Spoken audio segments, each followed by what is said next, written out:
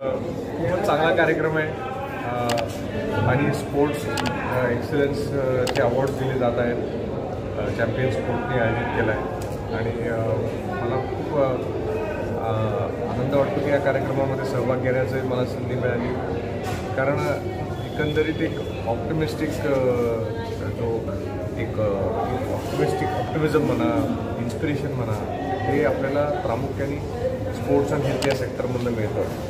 कारण सगळ्यात महत्त्वाचं आपलं आरोग्य असतं आणि आपलं आरोग्य जतन करण्यासाठी समजा एक जो सगळ्यात म्हणजे महत्त्वाचा जो एक माध्यम असतो तो आपण इन्स्पिरेशन असतो. इन्स्पिरेशन कोणाकडनं मिळते तर स्पोर्ट्समनकडनं मिळते आणि त्यामुळं जेवढं आपण स्पोर्ट्समन असतील त्यांना एनकरेज करू, त्यांना वेगवेगळ्या प्लॅटफॉर्म्सवरती त्यांचं ॲप्रिसिएशन करू, याच्याने एकंदरीतच आपल्या समाजातलं आरोग्य हे इक्विलिब्रियममध्ये राहण्यासाठी एक महत्त्वाचा अंग म्हणून स्पोर्ट्समॅनकडे बघतो.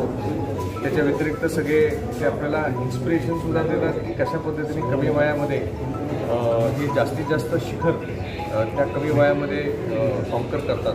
त्यामुळं वेगळा विचार करणारे हे सगळे स्पोर्ट्समॅन असतात. त्यामुळं असा एक सुंदर असा कार्यक्रम ते आयोजित केला आणि त्यामुळं त्यांचा कुठेतरी त्यांना जो सन्मान मिळतो आहे त्याच्यामध्ये मला पण एक हातभार लावण्याची संधी मिळते. त्याबद्दल मला तो आनंद पण आहे. खूपच सुंदर सभा झाली, चांगलं वातावरण आहे. आता येणारे 10 दिवस राहिलेत. परवा मोदीजी पुण्यामध्ये आहेत, त्याच्यानंतर आदरणीय फडणवीस साहेबसुद्धा पुण्यामध्ये येणार आहेत.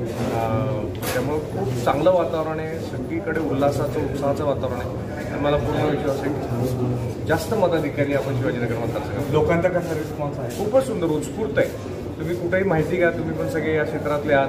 तुम्ही जनरली समजा जाऊन मतदारसंघात फिरला तर आपल्याला पण एक सेन्स आहे की खूप चांगला प्रतिसाद हा महायुती सरकारसाठी आणि आपल्या भारतीय जनता पार्टीसाठी शिवाजीनगर मतदारसंघात. त्यामुळं पूर्ण कॉन्फिडन्स आहे. मात्र आम्ही हा प्रयत्न करतोय की कितीही चांगली जरी हवा असेल तरी आपण आपलं जो ऑब्जेक्टिव्ह आहे तो लोकांपर्यंत पोहोचणे, मागच्या 5 वर्षातली कामं घेऊन लोकांपर्यंत जात राहणे, याच्यावरतीच आमचा फोकस राहणार आहे. भाऊ, तुम्ही आता निवडणुकीलाही सामोरे जात आहे. खेळाडूंचे पण बरेच प्रश्न आहेत. येणाऱ्या काळामध्ये कशा पद्धतीने हे सोडवण्यासाठी प्रयत्न असतील? नाही, नक्कीच खेळाडूंचे प्रश्न हे फार गांभीर्याने मी पहिल्यापासून बघत आलो आहे. माझं स्वयंभू फाउंडेशनसुद्धा आहे ज्याच्या अंतर्गत आपण खेळाडू आणि जे आर्टिस्ट आहेत त्यांच्यासाठी आपण मदत करतो आणि त्यामुळं येणाऱ्या काळामध्ये त्यांना कशा प्रकारे चांगले प्लॅटफॉर्म्स मिळावे, कशा प्रकारे योग्य वेळेत त्यांना मदत व्हावी, योग्य पद्धतीची ट्रेनिंग मिळावी, इन्फ्रास्ट्रक्चर मिळावं, यासाठी मी पहिल्यापासून सेन्सिटिव्ह आहेच.